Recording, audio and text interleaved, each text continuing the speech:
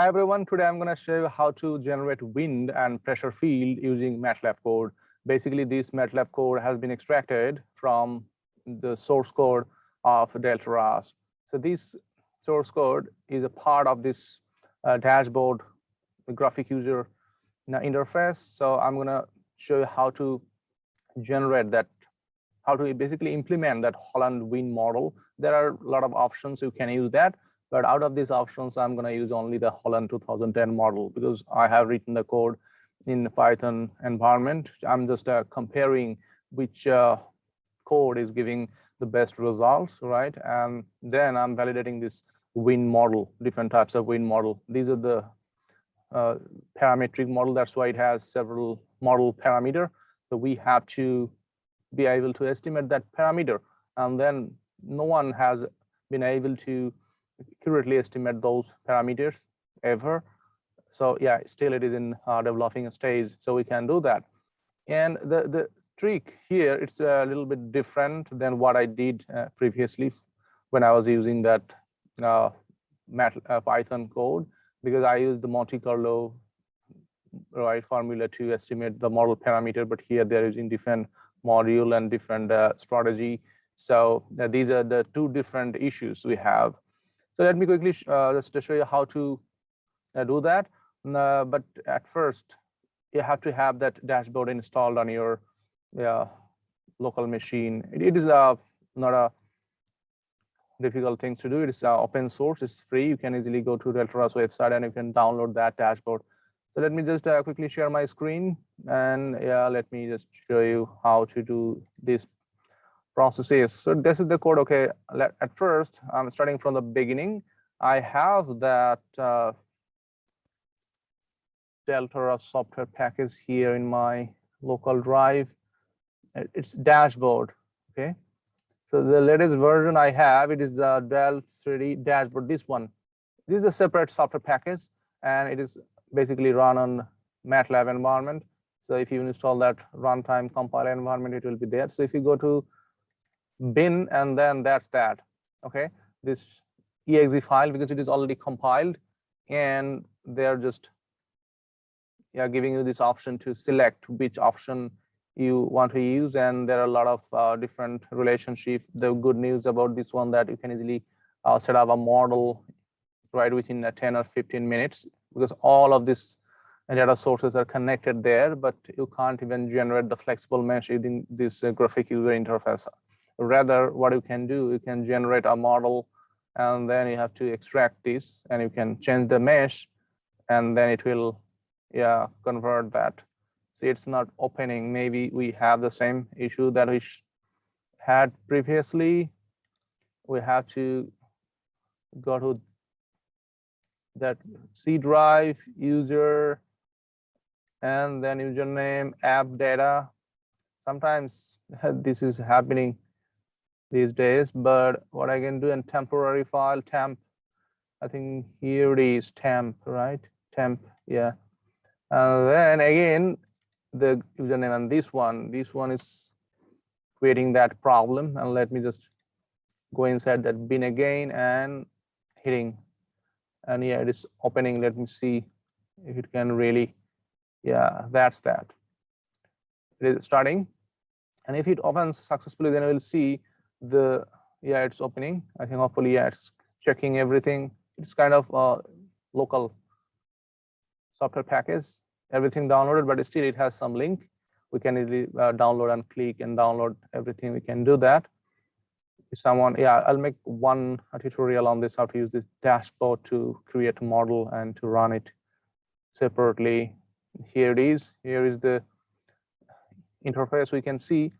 So I'm gonna quickly, because I know the storm location, you can easily create, I'll make another tutorial on that one, no problem. But now what I'm going to do, I'm just downloading the cyclone file, the track data, and then out of this track data, I'll download that cyclone file, and then I'll use that in my MATLAB code that I modified. I extracted the source code, the main calculation basically based on their code, but how I'm extracting the data for my specific location, it's my code. So I'll show you how I implement this one. Okay, so here's the location. If I just zoom out a little bit, okay. So if you go to toolbox, and then see tide station, tropical cyclone, tsunami, and there are other options you can use that. But for this case, I'm selecting this tropical cyclone, and then we have this window. And here the radius of the, you can change that. Usually you have to search for the radius of the storm. The storm I'm gonna search for, it's Florence 2018, and then the radial beams. I can change that for the time being. Okay, keep it as it is. And then the center pressure, the environmental pressure, and phi, this spiral angle, wind factor. Okay, no problem. Let me just download this. We have different options. I can download from Joint Typhoon Warning Center, and then National Hurricane Center. You have this Unisys, and then you have this track archive. But what I'm going to do here, I'm going to select this option, recent hurricanes. And then if I download track, it will start downloading. Yeah, it's downloading. Maybe it's already downloaded. And then if I just select this option again, because I want to import that track, it will give me the options, right? And import track, it is giving me the list of the recent hurricanes that it downloaded, right? See, it's importing that one. I'm going to select, see, this is the list. These are the recent one. You can even select 2018 to 2021. I have a lot of options here, the name. But out of these options, I'm going to select this one.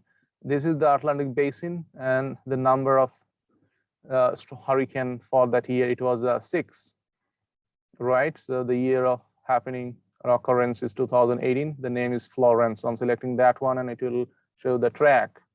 It's downloading and it's showing the track. Okay, starting from this and moving this way.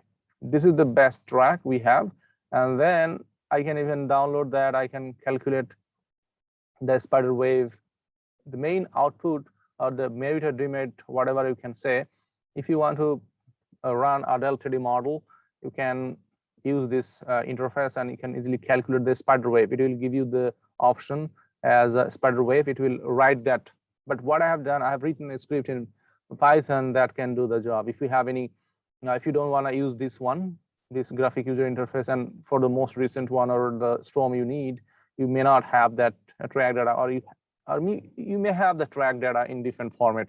But here, if you can't download the track data automatically, then you won't be able to do that, because they have these limited options, and some of the options are not working right now. Maybe, yeah, they will fix that. Yeah, I asked them, but they replied, okay, they're trying to fix that. Okay, so this is the track file. So out of this track file, I'm just computing this cyclone. Then it will create that spider wave, but I'm not going to create that. I'm just going to save that track file. So it will save as a cyclone structure. Let me just save that track, and it's asking where I want to save. I'm going to save this inside my MATLAB folder. I think here it is. Let me just find the MATLAB, this one. And then, is it here, or maybe it is inside my document? Let me check quickly. MATLAB, okay, here it is.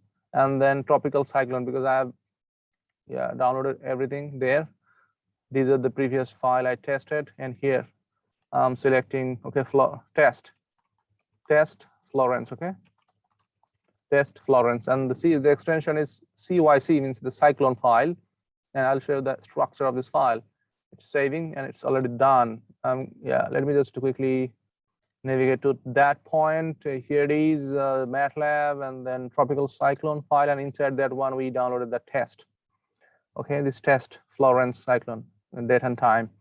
And if I want to open with this notepad, see, it is specifying that the tropical cyclone toolbox, we use that one, this version, and name is the Florence, and the wind profile, we'll use the wind profile Holland 2010. That's what I'm using right in my Python code. So we have that option here. You can change that option here. See, we have Holland 1980, and then other option, and we have, see here, this is the wind profile, how wind profile varies, and then we have the maximum velocity to the center of pressure relationship. We're using Holland 2008, and you also have these other options.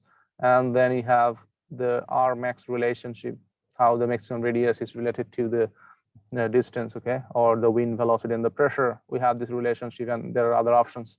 So we are not going to use that one. We are using this one because this is giving the best result, this combination. So that's why we have this one. So once we have this name, then in the letter code, we'll consider this name, and then we'll use that specific equation and the function, okay? So background pressure, I'm using this one. Usually we know the environmental pressure is 101,325 Pascal. That means if you want to use it as a bar or millibar, so it will be like 1013, and the spiral angle, because we know how, for example, in a bend of a road, you have a bend, right? You have a curvature, and then if the curve like move upward, then you will have a spiral angle. So this is what it happens, because a storm has 3-dimensional structure. That's why we need this 20-degree spiral angle. And then wind conversion factor 0.9, because if you want to move from center to the circumference of the storm, then the wind velocity will be reduced, right? So that's why you have to use this factor that will automatically linearly interpolate, and it will be reducing the wind speed that way. And spider wave radius, I'm using, okay, let me just demonstrate quickly here so that you can understand the basic steps, what I'm actually doing here. So consider this one is the cyclone, okay, or any hurricane structure. This is the center of the eye, and then what they're doing there, so dividing the file says spider wave radius and number of radial beams and number of directional beams. Means number of radial beams is this one. Let me just quickly describe. So that's the eye, right? And the radius from these two, from these to these, that is the radius, right? 1,000 kilometer. It is 1,000 kilometer. Okay. And then we can even, let me quickly select another tool. Okay. And then we are dividing this. We are dividing this using the radial beam. So this is 90 degree, right? This is 0 degree. So if I move, so now we have 1, 2, 3, 4, 5, 6, 7, 8, 9, 10, 11, and 12 radial beams. But what we are using there, see, we are dividing it. This is the 360 degree, right? We're dividing 360 by 12. So each of this degree is how much? It will be 30 degree, right? If it is 30 degree, it is very coarse. So then I'm dividing this 360. Basically, I'm not dividing, they're dividing into 36 pieces. But if I improve it, then it will be 10 degree. If I divide right more than this number, it will be 10 degree. But if I improve it like 360 divided by 360, then my segment will be 1 degree. If I improve it to 720, then it will be half of a degree, right? We know 1 degree means it's almost a 100 kilometer. And then what we are going to do here, we have to even divide this radial beam. They're using 500, so they're dividing this segment. Now we have 1, 2, 3. So we are going to divide this one, making, basically we are just improving the resolution, making the higher resolution. Then it will take a long time to calculate for each of this point. So we are dividing this. This is called radial beam. We are making the segment this way into 500 pieces, right? This way. Okay, 500 segment. We have 1,000 kilometer. If I divided it by 500, then we'll have 2 kilometer per segment. So this distance will be 2 kilometer. Okay, this 2 kilometer. And yeah, if I just divide this way more, this way. So this is the degree. This will be, if I divide it by 360, it will be 1 degree, right? It will be 1 degree. So this is how we are just going to implement this one, and then I'll show how to even extract data out of this, because this code will generate wind field like this way. It will write the wind and pressure, right, following this structure. They are calling it cyclone structure, okay? And then let me explain pretty quickly. And then we have this time, a date and time, and the latitude and longitude. What is that? That is the latitude and longitude of the eye. Eye means, here it is. Where is the, here? That is the latitude and longitude of this eye. So sometimes, let me just quickly demonstrate that one. If I just save this, okay, this way, that's that. Let me just quickly open another Word file here, new Word file, okay. What it is doing basically, this one, okay. I have one time here, and then if I just drag it to the next time, or I can, okay, let me just open PowerPoint, then it will be okay. Okay, PowerPoint. This is taking a little bit time. See, so that would be easy to explain. I'll delete this one, delete this one. See, I have there, and next time it is there, and next time it's there. Okay, and quickly pasting another one. So that's the first time. So here, the beginning means when 2018, August 29, and 6 hour means 6 a.m., right? Early in the morning, the storm located here.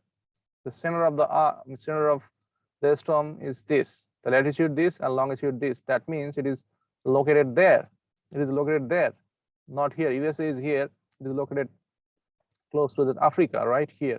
And the storm started there, from there, and is just moving. It's crossing this entire Atlantic Ocean, and then it is hitting there after a few days. So it started in August. It took like 15 days to make the landfall, and then it is moving to the next time step here. So the center of the storm is that, and again it is moving this way, and ultimately it is following the track and making the landfall, right? Where? In North Carolina. It is hitting there. Okay, it's passed over the Neuse River, located in North Carolina, USA. And the next step is nothing. It has also maximum velocity in terms of nautical mile, and then the pressure in terms of that SPA. If you divide by 100, you'll have that. 1000, you will have that, and then here R max, and then velocity, right? These are also the velocity at radial distance 30 nautical mile, and this is the direction, right? Northeast, northwest, southeast, southwest. So we need to have this structure, the same structure we are using, right, in Python code as well, and it is following up to this. After landfall, it is even giving us the location. See, the location changes from 10 degree to 73 minus, and 12 to 42. So it crossed the entire Atlantic Ocean. Okay, since we have this file, and let's check the code. Okay, let's check the code, what we have. And let me just copy the name of the tropical cyclone we just downloaded from this one, test Florence, copying the name, and here is the code. Okay, here is the code. So what I have done, I modified the source code. Basically, I'm reading that one, test.cyc file. This is the function, okay, dashboard tropical cyclone read cyclone file. So what it will do, it will read that cyclone file. Okay, let me just quickly clear everything. If I read that file, it will store the cyclone file as TC format. Okay, and I'm even reading the same file, and I'm giving the name input file, INP. And then from that input file, I'm extracting that reference time, means the beginning of the time. And then I'm using a dummy list. If there is anything, I'm making the format, right? And I'm writing another file called SPW, means spider wave. So that is called spider wave. I'm making this structure. What I'm doing, I'm specifying the radius of the location of the eye here. And then based on these radial beams and the directional beams, I'm writing the value of pressure and the wind for each of this point. If I have more segment, then I'll have more point, right? For this point. And that's the idea. And then extracting the value from that structure is pretty difficult. So yeah, I'll show you that. I modified basically completely. I wrote that code, and then yeah, I'll show you the comparison plot as well. Since the radius is in kilometers, so we are multiplying by 1,000. And here I'm even extracting that. Let me just quickly run this one, okay? Quickly run this one. If I run this file here, see, it already got this structure. And here it is. You can see all of this, the track. Inside this track, you'll see the list of time. I have this time, let's see. And then you have the same 1 into 83. We have 83 value. And then see, it is also extracting the name Florence. Whatever we have is showing there. Name Florence, the wind profile, Holland 2010, and the wind pressure relationship is Holland 2008. And then RMX relationship, Gross 2004, and the pressure, right? And then phi angle is this, and that. So instead of doing that, what I'm going to do, I'm going to just modify this one. I'm going to increase the resolution, and that's that. Okay, I'm saving this file, and if I run it again, this will be changed. Okay, I'm going to run it again. So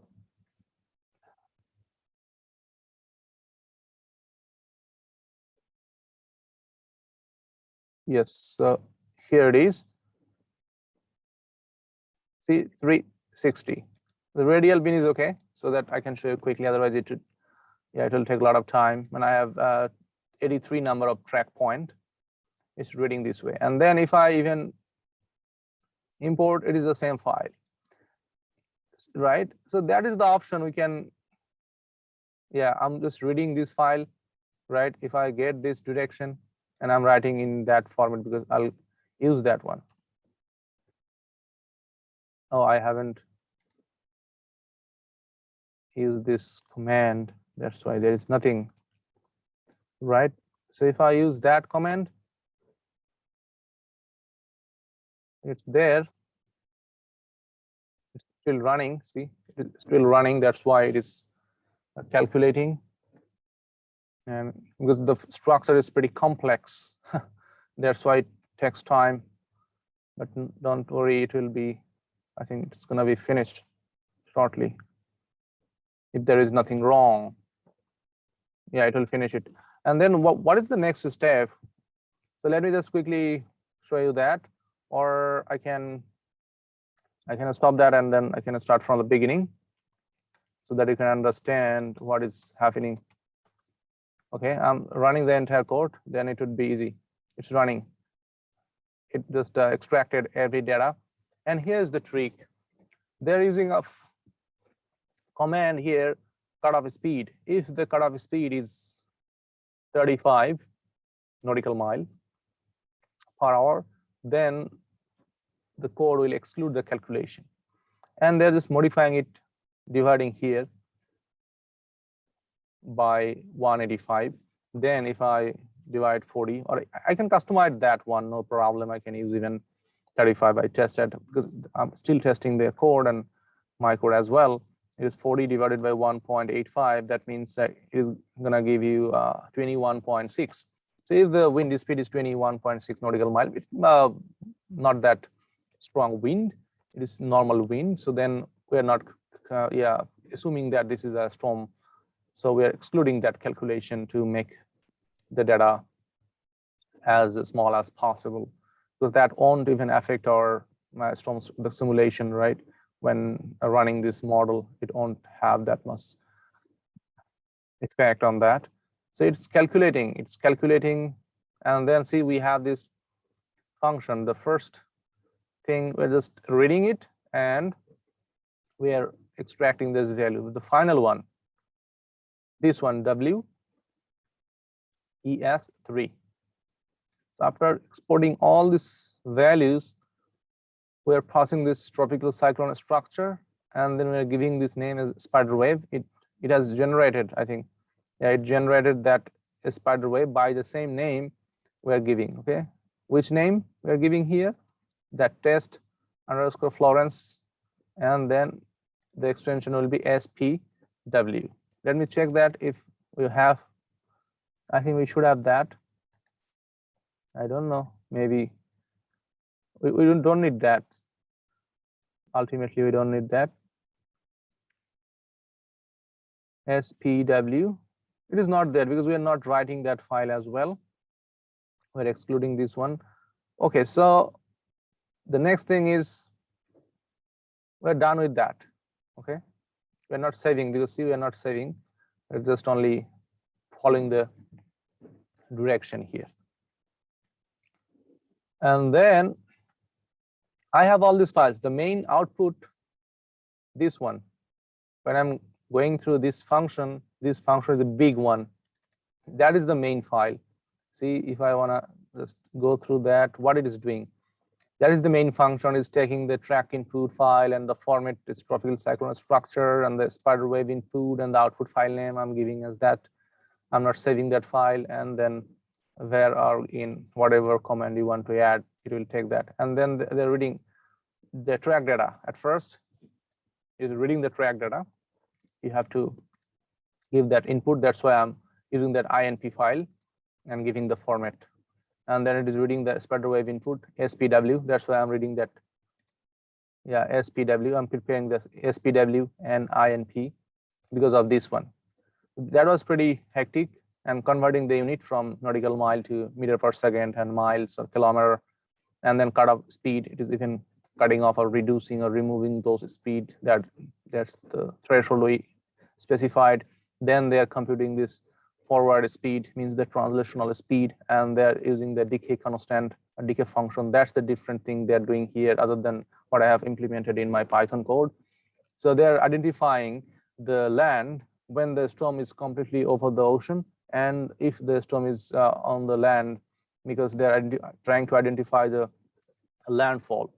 If you have landfall, then the behavior of the storm changes, right? That's why it is pretty hectic thing and pretty complex thing to identify exactly that, okay, which point or at what time the storm is gonna be, gonna make that landfall. So these are the function, and they're computing the forward speed, decaying, and estimating the missing values. Definitely we have the missing values, right? We have a lot of missing values, this -999. We have a lot of missing values for the higher radius, that one. And then they're just estimating that relative Vmax, because the storm is moving, right, this way. It is moving from this point to this point, and at the same time, it has the rotational speed, right, this way, anti-clockwise direction. So at the same time, it is rotating, and at the same time, it is moving. That's why it's calculating the translational velocity and the wind velocity, and ultimately the relative velocity in terms of that movement. Okay. And then there's a specifying that different function. They're dividing this 360° into the directional beams. Whatever beam you specify, it will divide this 360 over this one, and then it is just dividing this 360 and making this phi. Okay, this is a segment. This phi will be 1 degree, and they're specifying the limit. That's why it is from 92 minus phi to 272 plus phi. They're using this one, and then they're writing this one, and these are the functions. I just showed you the name. These are the functions. It is not my code, it's their code. I'm just extracting, I'm using their code to calculate that TC file. So ultimately, when I run that one, calling this function here, I have this TC file here, this TC file. So that's the ultimate TC file. It is giving you the Florence name and which method we are using. And then based on this method, if it is Holland 2010, then we have that function here, Holland 2010, right? 2010. That's the function for Holland 2010. We are calling this function, and it is calculating. So this is the Holland code. You can, search for it. It's pretty simple, and it will give you the pressure and the velocity. And then what is the next step? TC file, okay? And then here is my code. This is my code. And if I wanna show you that TC file, that's the TC file, this cyclone structure. It is giving the header, phi angle, this thing. We already have idea about that one. And then we need this one, track. See, we have the time, means this is the time of the eye, right? Time of the eye here, here, here, here. And the location, see, the latitude, longitude and latitude, and V max for that location. And TC means the center pressure, R max, and then these are the radial velocity at this, because we have missing data. We don't need that. And what it generated, it calculated that translational velocity. But for each of this location, see, for each of this location here, it generated this data. For example, wind velocity, we need that. Wind direction, pressure drop, and this. So the file dimension is 360, means the radial bin is 500, right? And then directional bin is 360. So they have this data. So these are the 360, means if you move this way, if you move this way, you'll have 360 data point. And if you move from this point to this point, you'll have 500, okay, 500 point. So for each of this line along 90 degrees, see, you have 500 point, and then you are moving 1 degree here, another line, you are getting another 500. And this is how for this 60 degree, you will have this 500 points here, right? That's why we have 500 point. So these are the calculated wind speed, okay? And then we have wind direction, same time, wind direction. Because always wind direction, they calculate from this 90 degree, means north, towards north, and they're using this, okay? They're going this way. And then we have the pressure drop, because if you want to write that spider wave format, this format, then you need that pressure drop, means the difference between the environmental pressure and the pressure at the center. Then you will have the difference, because during the storm event, because of the reduced pressure, this hurricane or any storm happened, and you have the actual pressure, it is higher than that, you can calculate that one. And if you have any rainfall or precipitation, for this one I'm assigning 0. That's why we have 0 value here. So we are taking care of this precipitation separately, that's so we don't need that. So out of this file, my target is to compute a time series for example, from this point, right? I have to make a time series. Storm is moving from this point to that point. And for example, I'm gonna extract the time series for a point which is located here, okay? The storm is moving from this location to that location, and at each location, it has this format, right? It has this format. So I need to extract, because I know the latitude and longitude of this point. But see, when this model is writing the track file, when it is writing the track file, see here, it is not giving me anything, any coordinate other than the number of segment and the number of radial segmentation. right? I know that. I know how it arranged. It arranged this way, right? We already have idea about that one. It arranged this way. At first, it is just assuming 90 degree, and then it is going this way.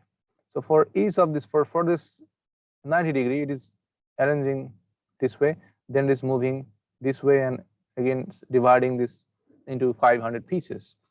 So that's why if I know the structure, it is already there, you have to be able to extract the time series for this one, but we don't know any coordinate of the data other than only the segment. What will be the number of segment for this one, and what will be the radial segment? You can know that. So out of this information, what I did, I just modified, not modified, I completely have written this code here. Let me just remove those annotation. Okay, so that it is clear. And then see, I'm specifying this Earth, radius of the Earth, and I'm reading the track file. Similarly, the number of time is 83, right? For this case, after calculation and after removing this cutoff speed, we have only 54. And then dx, it is the same segmentation I'm using. I'm dividing the radius, this radius of the storm, into dividing by that radial beam 500, or that, then I can get the width or the length, right, for each of the segment. And same thing for delta phi, I'm just dividing. I'm using the same way they have written that data, the wind speed and pressure data, right, like that spider wave. And what I'm doing here, I'm passing another CSV file, a list of data point where I need that time series. And I'm asking, okay, give me the time series for these locations. And here's the point I have. And I have another list. I'm going to check for this one, and I have another long list. So it will take a little, a bit more time. So I have this list, and this is the longitude and latitude.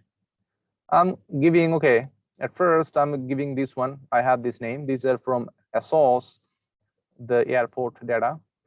So we have this location, and here, these are the location, okay? The storm is located here. It is passing this way. It's passing this way, so it's GIS taking time to refresh.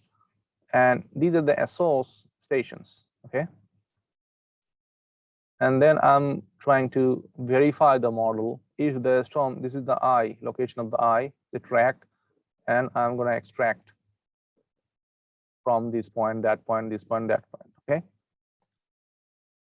So this is the file I'm passing, and I'm reading using MATLAB. And yeah, I'm reading their name. This is not the difficult point. And I'm making a list, empty list, okay, empty list, wind speed and the pressure and the time stamp as well, because I have this time, because I'll make this time series, and I'm looping through that track data, track file, see, tc.track. If I loop through this tc.track, I'll have access to this one. And then I'm going through this time step, and I'm going inside this array, and I'm reading this one. But I have to know the coordinate of each of this point, right? Each of this point. So I'm generating the coordinate first. That's the way I implemented here after thinking a lot of options. So here I'm just dividing this time, looping through the time step first, and then theta. Theta means this one, this way. I'm just specifying this one first, then, for example, this one, then this one. I'm moving from north to this way. And when I'm here, I'm again making this segment, because I know they just implemented that. They've written the data this way. So I'm looping through. First, there are two loops. It is called nested loop, for loop. So I'm using first for loop using that directional beam. And then for each of this directional beam, I'm again looping through that radial beam. right? 500. So that's why I'm looking through this one. And before that, I'm looking through the track, the time, location.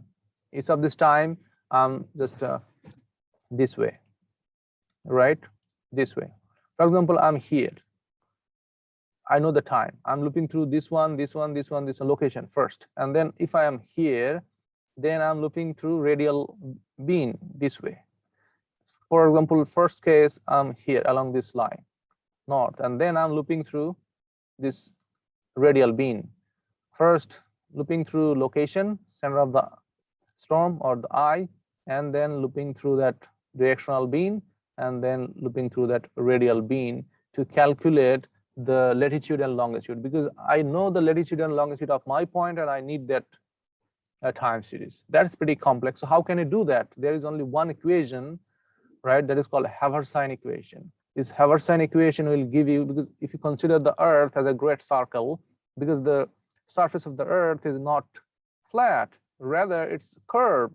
So since it is a curve, so you have to be able to calculate and you have to consider the curvature of the Earth, and then you can calculate the latitude and longitude if you know the direction, basically the radial direction, and if you know the, for example, here, what actually I'm trying to do, this one, okay? Let me just annotate again.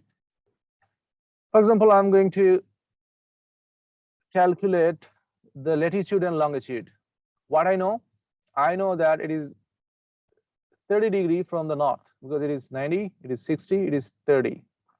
Okay, so it's 30 degrees, right? So if I go 30 degrees from north clockwise, so what will be the radial distance from the center? Because I only know the latitude and longitude, right? I know the lat. Only I know the lat and I know the long here. So using this latitude and longitude and this distance, because I know the distance, I know the r, and what I know the r, capital R, radius of the Earth. So I'm considering it's Earth is a globe and it is not flat.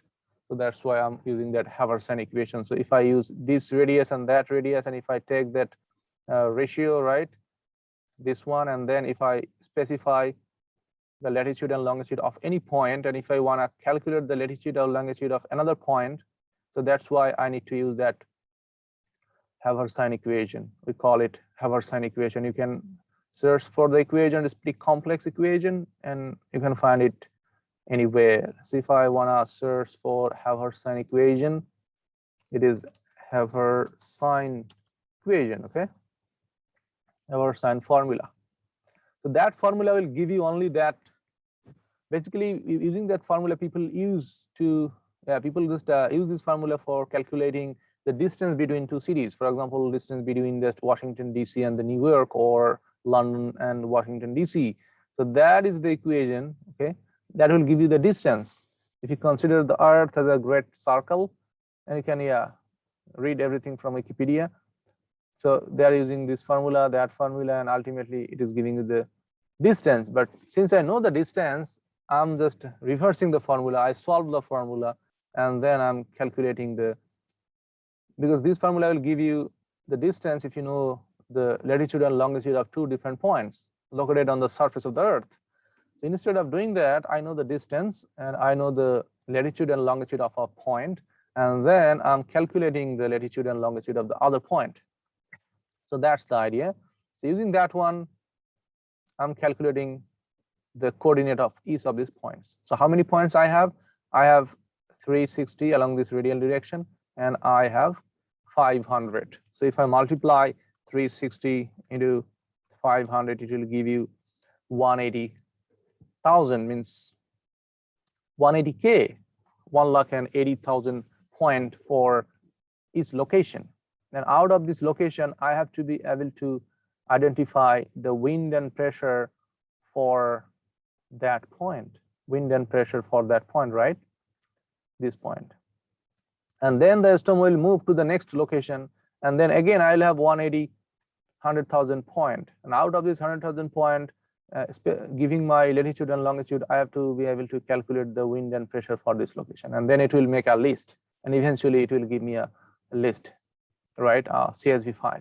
So that's the idea. That's the pretty complex things to think about, and the main hurdle is to calculate the location and the coordinate. So what I'm basically doing here, I'm looping through that radial directional beam, and then looping through that radial beam here, see radial beam, and dividing r, making it kilometer, because r is in meter, and then delta means that r by r, and latitude, if you use this Haversian equation formula, and it will give you the, all this calculation will be in radian, and then you have to convert it to degree. So that is the function that is converting a radian to degree. And then for longitude, the same, we can use that. I solved the equation, and this is how I'm writing that empty list.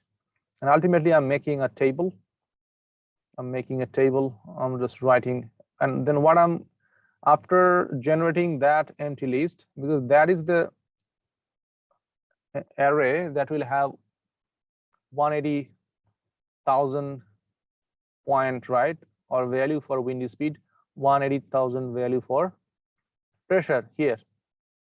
Basically this one, latitude and the longitude. I'm calculating the latitude and longitude of that track file for each of this point, and it is 180,000.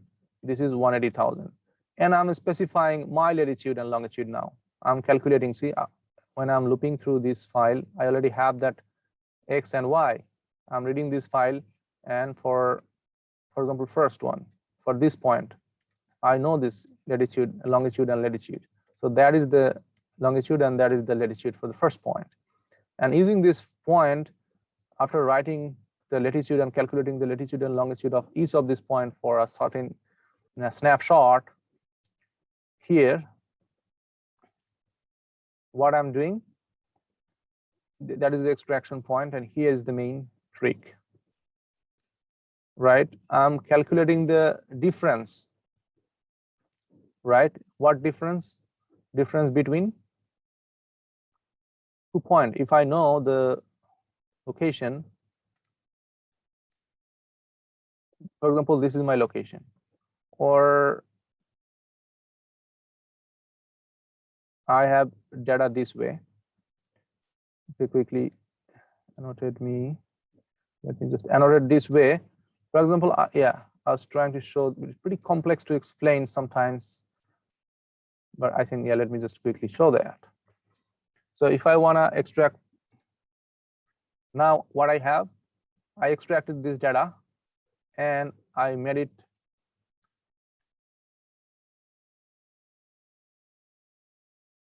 this one, okay? I have the array this way.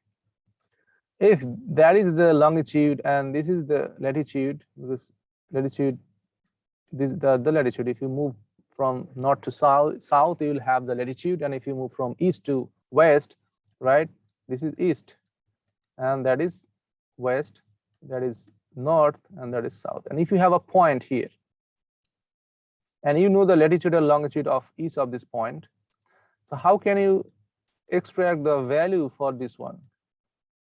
So if you know the latitude and longitude, if you know the latitude of surrounding points, because these are the gridded data, so we are going to calculate the square difference, right?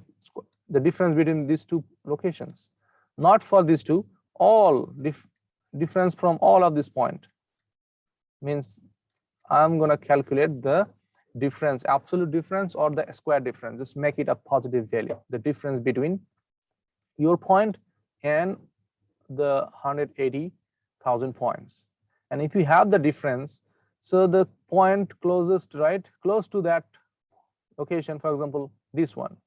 So this will give you the minimum square difference or minimum absolute difference. Maybe it is latitude and longitude, that's why it may be negative. That's why you need to make the absolute value or the square of it. So whatever scheme you want to implement, it will give you the minimum for the point that is close to this point. So your point may not fall on this point. That's why you have to calculate the, you have to extract the value close to that point. So for example, this one will give you this one. So if you know the minimum distance for this one, and I have this array that has that absolute value or the square difference, then you can easily calculate the index of this point. And if you know the index, how can we calculate the index? So we have the command argmin in Python, and here we are using this command. So after understanding everything, that's why I'm just making this difference between that longitude file, this longitude file 180K, and latitude file with X and Y, and I'm just squaring it, okay, and taking square root. So that means I have the difference only. And then I'm asking, okay, give me the value, what is the minimum value and the index, because I need the index of that minimum difference, okay. And then I'm using that index to extract the wind value, wind field from that wind field, because for that point, if you know, okay, this point is close to my point, then give me the wind speed for that point, give me the pressure for that point. So that is why I'm using that index and extracting the wind data, because I have written this wind field here and pressure field here, okay, and I'm extracting it. And again, I'm putting this in this file, empty list. This is for one snapshot, and then as to moves to the next location, I'm repeating this process, right? I'm repeating this process until it's done, and this is how I'm getting the entire time series, okay. And I'm writing this way as a table. The header on the left side, it will be dead time, and then wind speed meter per second, and then it will be the pressure. I'm extracting the pressure other than pressure drop, and I'm writing it, okay. So I have already run that one. So if I run this one, it will start calculating all this thing, okay. It started, I hope, yeah, see, it started first. It is calculating for 2 dp. When it will be done, it is showing this message, right? However, saying it started this function, this equation. That is pretty hectic. And once we have this time series as a CSV file, we can compare. See, it's done.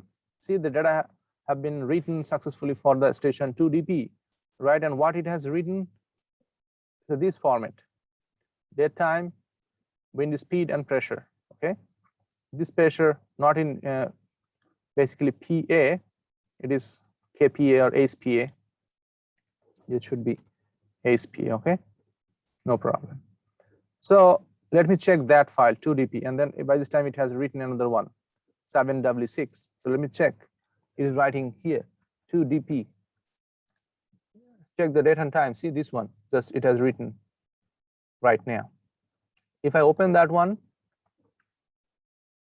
I'm just saving inside that same directory. It is giving us this time. So let me just quickly change, because MATLAB sometimes give us this format.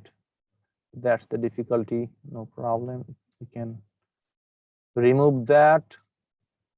So it is the date time, and the format should be this one, okay. That's the format.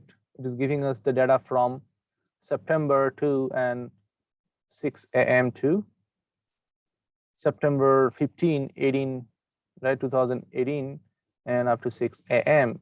And if I just plot, this quickly here, because I use my Python code to plot, and we are getting this time series. The storm is here. So forget about this part, because this is the preliminary part. So it started increasing the wind speed up to this one. See, September 12 or 13 to September 15. So that is the maximum wind speed in terms of meter. And if you convert this meter to kilometer per hour, it will be more than 100. Okay, that's that here. And I'll compare.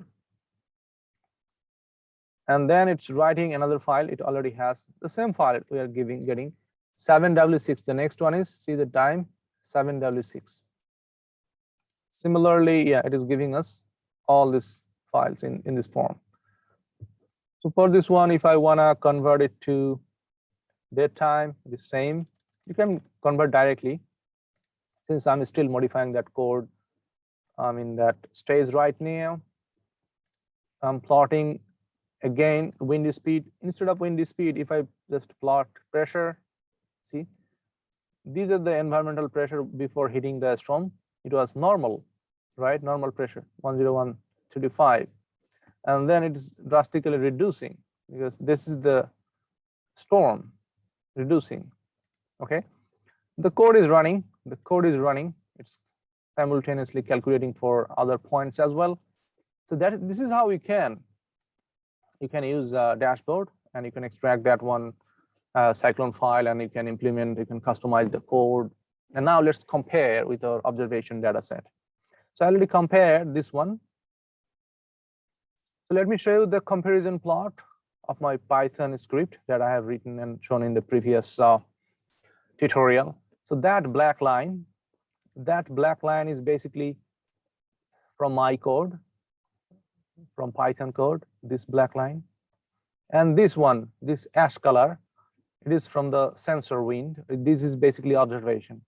During the storm, they implemented some sensors. And then I'm comparing with this ACE-warp model, right? That is the reanalysis data set. This is from Hurricane Center, National Hurricane Center. They are implementing this one, ACE-warp. So I'm using their file with the observation and my code. See, my code is catching the peak because this is the gust. Simultaneously, it is because the observation has 5 minutes, less than 5 minutes or 1 minute data. That's why frequently they are storing. But for our case, we have 1 hour data. Our data set is hourly time. But ACE-warp, they have 6 hourly time because the storm is giving us the track or the snapshot after 6 hours. So they have only data for that.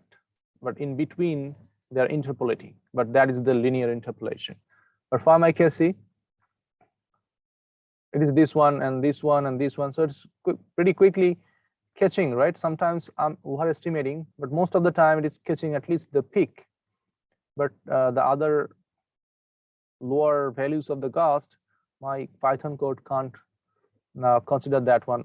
Basically, every time I'm overestimating. So if I use this wind speed, the model will generate the maximum higher magnitude of flood, right? That's why I'm still working on that, because it is because of that parameter estimation. So for all other points, it is similar. My code is overestimating. Sometimes it is pretty reasonable, and sometimes the ACE-warp pretty reasonably catching the observation. Sometimes my code following this, see my code catching this one, but ACE-warp is underestimating, right? And here, see, most of the time, my code, it looks good. I think I started this one, see here, it's pretty correctly catching, and the shape is okay. So that needs a lot of trial, see here. It's pretty impressive. But on the land, because Holland model has these difficulties to capture wind speed and pressure after landfall, that's the problem still I have. I'm correcting this one. So my code is getting, yeah, it's generating the wind speed that is located like more than 100 kilometers from the shore. So it is located over this land. And here it is giving me this wind speed. However, the observation is this more than 20, like close to 20, and then ACE-warp is giving the same. Because ACE-warp is reanalysis. They're after passing this storm, they're getting this observation and using that. They're trying to reproduce that one forcefully. That's why definitely their shape will be following this one. That's okay. But I need to fix this one. But most of the cases on the ocean, over the ocean, the code is okay, but over the land, I have to use that decay function because I'm not using that one, but the code